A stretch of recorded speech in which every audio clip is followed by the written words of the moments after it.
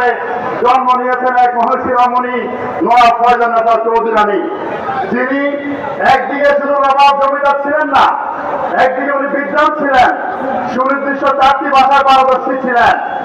এবং আজকে আমরা আলাউলের পদ্মাবতীর কথা শুনি, কিন্তু নবাব ফয়জুন নেতা রূপজালার কথা খুব কমই জানি। এবং তার নবাবী উপাধি ক্ষেত্র আছে এক ঐতিহাসিক পটভূমি। তখনকার ইংরেজ গভর্নমেন্টের এখানে কুমিল্লা ডিস্ট্রিক্টের যিনি ম্যাজিস্ট্রেট ছিলেন ডগলাস, তিনি কিছু জনহিতকর কাজের জন্য এখানে 10 জন জমিদারের কাছে 10,000 করে 1 লাখ টাকা ঋণ চেয়েছেন। জমিদাররা জানিয়ে দিয়েছেন আমরা এত কম সুদে ঋণ দিব না। তিনি ব্রিটিশ গভর্নমেন্টের কাছে টাকা চেয়েছেন, ব্যর্থ হয়েছেন। ফয়জুন নেতা 1 লাখ টাকা দিয়ে বলেছেন, ফয়জুন নেতা সুদ দরকার নাই, আসলে দরকার নাই, এই টাকা আমি এমনি দিলাম। তখন থেকে তাকে প্রথমে বেগম পরে নবাব উপাধি দিয়েছে। এই ফয়জুন নেতা স্মৃতি বিজিত এই লাকসামে আজকে আপনি এসেছেন, আমাদের কিছু প্রাণের দাবি আছে। আজকে বাংলাদেশের দ্বিতীয় বৃহত্তম রাজনৈতিক দলের আপনি দ্বিতীয় কর্ণধার নির্বাহী ক্ষমতাধর ব্যক্তি, আমরা গর্বিত আজকে লাকসামের মাটিতে আপনি এসেছেন। আমাদের প্রথম দাবি, আমাদের এই নগরী প্রায় উত্তর দক্ষিণে 7 কিলোমিটার, পূর্ব পশ্চিমে 5 কিলোমিটার বেশব্দ। এই লাকসাম বৃহত্তর উপজেলা ছিল বাংলাদেশের। এখান থেকে নাঙ্গলপুর, মোনারগঞ্জ, লালমাই উপজেলার জন্ম। আমরা দীর্ঘ 2 যুগ ধরে এই লাকসামকে জেলা ঘোষণার জন্য কাজ করছি। আমাদের অ্যাডভোকেট বদিউর সুন্দর নেতৃত্বে লাকসাম জেলা বাস্তবায়ন পরিষদ কাজ করছে। আপনি যদি কখনো আপনার ক্ষমতার সুযোগ থাকে, এই লাকসামবাসীর দাবি, প্রাণের দাবি, লাকসামকে জেলা ঘোষণার ক্ষেত্রে আমরা আপনার আন্তরিক সহযোগিতা কামনা করছি। সম্মানিত মেহমান, আমাদের লাকসামে কোনো বিশ্ববিদ্যালয় নাই। আমাদের এই মহর্ষি রমণী ফয়জুন নেতার নামে আমরা একটি পূর্ণাঙ্গ বিশ্ববিদ্যালয় তথা নওয়াব ফয়জুন নেতা বিজ্ঞান ও প্রযুক্তি বিশ্ববিদ্যালয় নামে একটি বিশ্ববিদ্যালয় প্রতিষ্ঠার দাবি জানাচ্ছি। এক্ষেত্রে আমরা আপনার আন্তরিক সহযোগিতা চাচ্ছি। আমাদের লাকসামে কোনো মেডিকেল কলেজ নাই।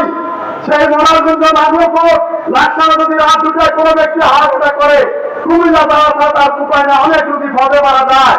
এখানে অন্তত 500 শয্যা বিশিষ্ট একটি মেডিকেল কলেজ ও হাসপাতাল আমাদের খুবই জরুরি। এই ক্ষেত্রে আমরা আপনার সহযোগিতা কামনা করছি।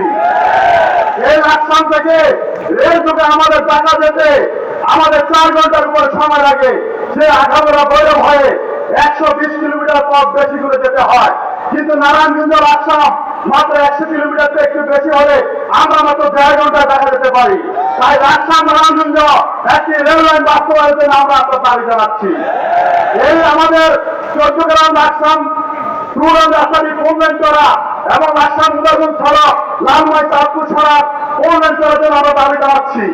আমাদের এখন একটি 20 পোয়া লাকসাম নোয়াখালী সড়কের লাকসাম অংশ এবং বাগড়া অংশ, যেখানে এখনো 2 লেন, বিগত সরকারদের আমদানি করবার কারণে আমরা এই কঠিন বিড়ম্বনায় প্রতিদিন শিকার হচ্ছি।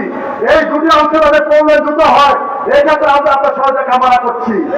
এরপরে যেটা বলছি, কুমিল্লা বিমানবন্দর, যেটা 1941 সালে চালু হওয়ার পরে 73 সালে পুরো অদৃশ্য শক্তি যেটা বন্ধ হয়ে গেছে।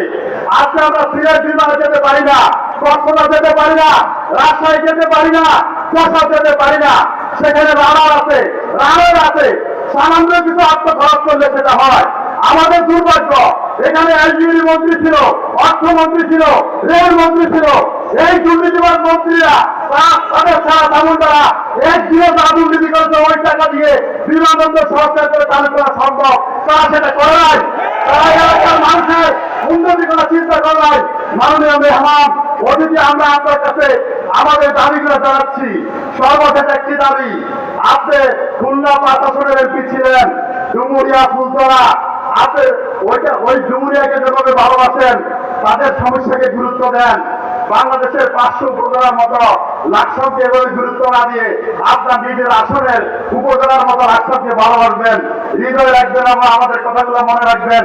এই প্রত্যাশা ব্যক্ত করে আমার বক্তব্য শেষ করছি।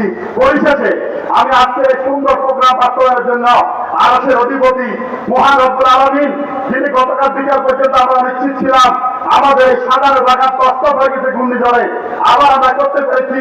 কৃতজ্ঞতা বলে তার প্রতি শ্রদ্ধা জানাচ্ছি মহানগরের প্রতি। আজকে এই সম্মেলন বাস্তবায়নে আমাদের জেলা আমির মহোদয় অত্যন্ত পরিশ্রম করেছেন আমাদের এখানে স্থানীয় দায়িত্বশীল কর্মীরা এবং আজকে যারা কষ্ট করে উপস্থিত হয়েছেন সকলের জন্য মহানগরের কাছে কামনা করে আমার বক্তব্য শেষ করছি। আসসালামু আলাইকুম।